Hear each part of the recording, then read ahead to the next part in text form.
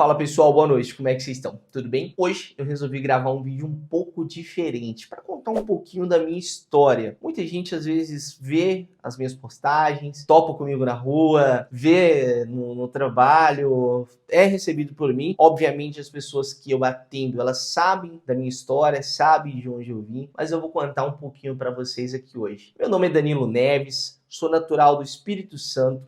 Eu vou fazer um videozinho hoje mais informal, mas eu prometo que eu vou trazer um vídeo bem editadão, bem bonito e feito em estúdio. Sou natural do Espírito Santo, interior do Espírito Santo, bem na divisa com o leste de Minas. Lá é a região cafeeira, então tradição da família, de todo mundo, é produzir café. Só que tem muita gente, quando você fala de produtor rural, produtor de café, muita gente já imagina que é lá tipo um diário, que é aquele monte de fazenda, com trator, com tudo, e não. Não é isso, pessoal. Lá o negócio é bem simples, é artesanal mesmo, é tudo colhido ali na mão, não tem maquinário, no máximo umas roçadeiras com as mãozinhas adaptadas ali para derrubar o café, mas é tudo feito de forma manual. E aí o único processamento é quando parte para a parte do pilar o café ali, aí sim tem maquinário, mas mesmo assim ainda depende muito de mão de obra humana. Tive todas aquelas fases, né? Minha mãe levava eu para a roça, do meio das carreiras de café, eu não sei aqui quem conhece, mas antigamente os padeiros passavam vendendo pão na rua, nas casas, com tipo um balaio assim, uma cesta bem grande de pão. E aí minha mãe arrumou um negócio daquele, colocou umas toalhas lá, uns cobertor, e assim que eu nasci, poucas semanas depois ela já ia para a roça apanhar café, me colocava dentro daquilo, ia trabalhar e me deixava lá esperando. Aí, de vez em quando eu ia dar uma olhada para ver se estava vivo ou não, e aí você já sabe o resto, né? Eu vi surgir dificuldades financeiras em nossa família, por sermos família simples, a gente era meieiro, né? A gente fala assim lá no interior, lá do Tchãozinho Ventura, era esse o nome, Tchãozinho. Se você estiver vendo esse vídeo aí ou alguém da sua família, da família Ventura, um abraço. Como que funciona? Eu sou dono de um sítio, de uma fazenda. Eu tenho a terra, eu tenho o insumo, tenho maquinário ali para fazer a pilagem, um tratorzinho para puxar, ou uma picape, enfim. E eu preciso de mão de obra. Só que muitas das vezes contratar mão de obra picada dá muito trabalho. O que eles fazem? O cara que tem fazenda dá a meia. Então, o proprietário da terra fica com 60% e quem está administrando ali, que está colhendo, que está fazendo essas partes, fica com 40%. E a minha família trabalhava, né, nessa fazenda lá, morávamos lá, tinha casa que era fornecida pelo Tchãozinho e tudo. Houve uma crise onde o café ele caiu muito. Não é sorte, né, mas muito Deus que guia a gente. Por a gente morar na roça, tinha sempre alguma coisa plantada, né, nas coisas na horta, tinha galinha, porco, vaca. Na época, nessa crise mesmo, acho que a gente ainda não tinha umas vaquinhas lá não. Mas era porco, as cabritas para dar leite, essas coisas assim. Então a gente dependia de muito pouca coisa industrializada. Às vezes era um arroz, um macarrão, que né, não tinha como produzir lá. O mais era tudo bem artesanal mesmo, bem coisa de fazenda. Graças a Deus, porque se a gente fosse depender do café numa certa época, a gente ia passar fome. Dificuldade financeira, os meus pais tiveram muita naquela época, porque o café tava tipo R$100 a saca, cento e pouquinho. E aí você imagine só, você produzir, geralmente era 4, 5 mil covas, a média de 30 por mil.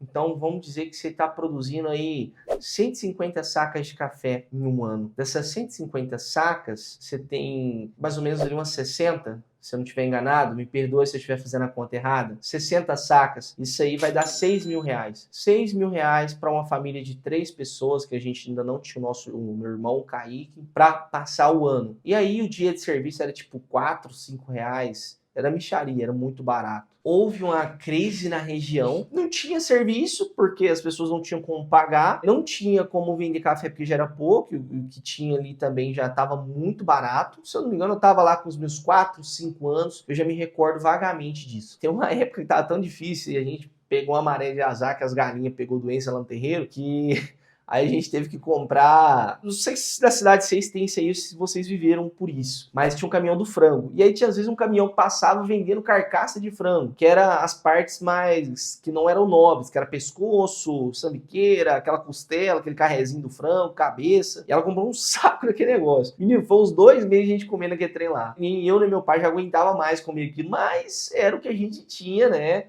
Era a carne, ali a proteína, a gente não podia ficar sem. A gente morava na roça, tinha que comer um trem para dar sustância. E sem carne, meu amigo, a gente não aguentava. Beleza, foi aquela fase de dificuldade, Meu pai tinha uma CGzinha 94, tanquinho quadrado, e depois ele pegou uma Titanzinha 2001. Isso aí já era lá para meados de 2005, 2006. E nessa época tinha um cavalinho ou outro ali, que meu pai gostava de uns cavalos bons para andar. Então era isso que a gente tinha de meio de transporte. E era 5 quilômetros da cidade. Aí eu pergunto para você, nós tínhamos babá? Não. Tinha alguém para tomar conta do Danilo? Não. E aí, às vezes, meus pais precisavam resolver alguma coisa em Irupi. Minha mãe era sacoleira, ela vendia esses produtos, falava doutorzinho, esse perfume da época da avó, que perfume Titanic. Então, ela ia pra cidade vender isso, meu pai ia junto, levava ela. No final, depois de ter trabalhado durante o dia todo, era osso, porque eu tinha que ficar sozinho lá dentro de casa. E aí, às vezes, eu escutava uns barulhos estranhos, não sei se era assombração ou se era os cabritos andando, mas eu passava mó medo, né? Minha família não tinha condições de pagar alguém, também não tinha ninguém pra olhar. Tinha o meu avô, mas meu avô, na época lá era vivo ainda, mas ele ia dormir cedo, então não adiantava nada, ele era surdo e não conseguia escutar também se tivesse algum barulho. Passou aquela fase difícil, graças a Deus as coisas foram melhorando, o café foi subindo um pouquinho, meu pai começou a comprar umas vaquinhas, fez uma beirada de brejo lá, plantou umas capineiras, tratava as vacas, né, mais confinadas, assim, no pastinho menor. Aí eu já tinha começado a estudar em Irupi, então eu estudava na roça, aí eu tinha que pegar o transporte tipo 6h10, 6h15 mais ou menos, pra chegar em Irupi 7 horas. Aí, menino, beleza.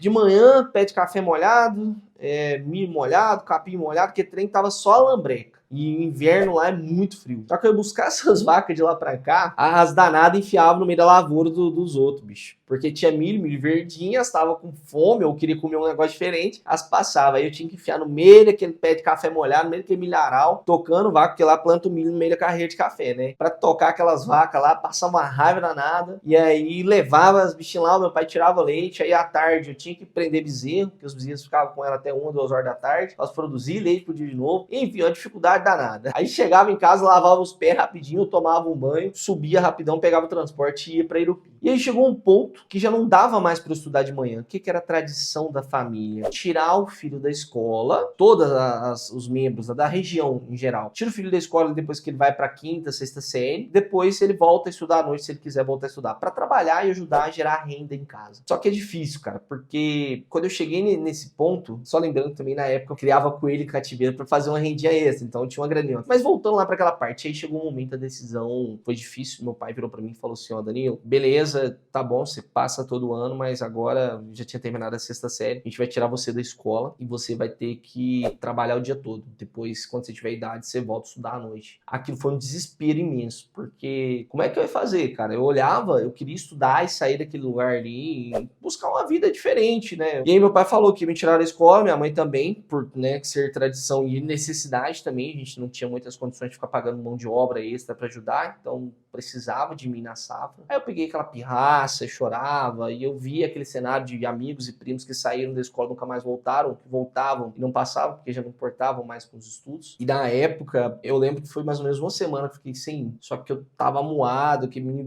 cabisbaixo ali, foi muito difícil. Tem algumas coisas que eu prefiro não mencionar, né, que lá o negócio era mais pesado, né, criação mais rigorosa. Se minha mãe ou meu pai estiver vendo o vídeo, eles sabem. Mas eu agradeço vocês, tá, porque se vocês não tivessem pegado pesado comigo, talvez eu não teria também me tornado quem eu me tornei hoje e tornar ainda mais lá na frente e aprendido sobre muitas coisas. Aí eu falei, eu não vou parar de estudar, eu preciso estudar. E aí fomos conversar com a diretora, que era a Leila na época. A Leila virou pra mim e falou assim: Ney, você vai prometer pra mim que você não vai pular o muro, que você não vai fazer nada de errado, que você não vai mexer com droga, porque você tem só 12 anos, eu ia fazer 13, era na 7ª série. Prometo, pode deixar, eu vou estudar.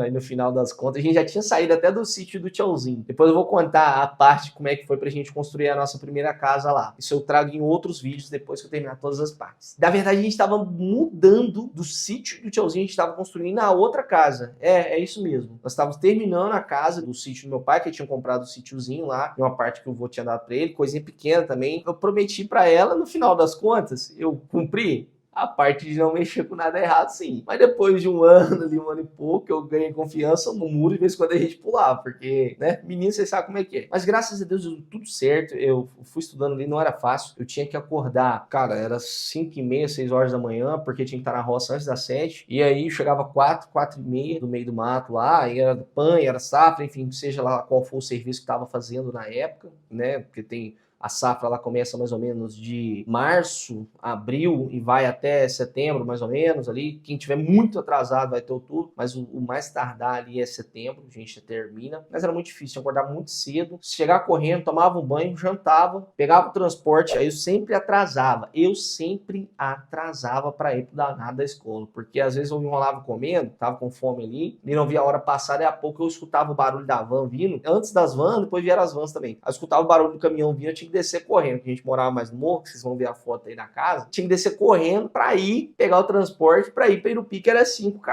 Então era muito difícil. Aí eu chegava lá na escola, os caras tudo marmanjo velho, de tipo 30, 40 anos, o cara estudando lá à noite, lá dizem que estava estudando, né? E aí eu enturmei com a galera que era de bem e que era pra me defender, né? Porque os caras eram mais velhos, mais altos, então se alguém viesse descer a porrada em mim, eu tava protegido, né? Eu tinha os meus defensores. Ficava trancado de medo, né, velho? Mas não podia deixar de ir pra escola. Eu falei que eu ia estudar, então era o meu sacrifício. E aí chegava 10h30, 11 horas da noite, era muito difícil, cara, porque, pô, aí tinha que comer de novo, porque eu já tava morto de fome, trabalhava o dia inteiro ralando, acordava cedo e foi naquele looping até eu terminar o terceiro ano. Não foi fácil, não vou dizer assim que, nossa, foi mil maravilhas, não. Literalmente, com todo respeito, foi uma desgraça, velho. Foi muito difícil. Eu até pensei em alguns momentos em desistir, mas eu tinha um propósito. Então eu falo, quando você tem um propósito na vida, você não desiste das coisas assim tão facilmente. Eu vou trazer em algum momento um outro vídeo, eu falando ali quando eu tava com 15 anos, uns 15 para 16 anos, mais ou menos. Que aí eu tinha comprado uma moto lá, enfim. Isso aí eu trago em outro vídeo também. Mas enfim, eu consegui terminar meu ensino médio,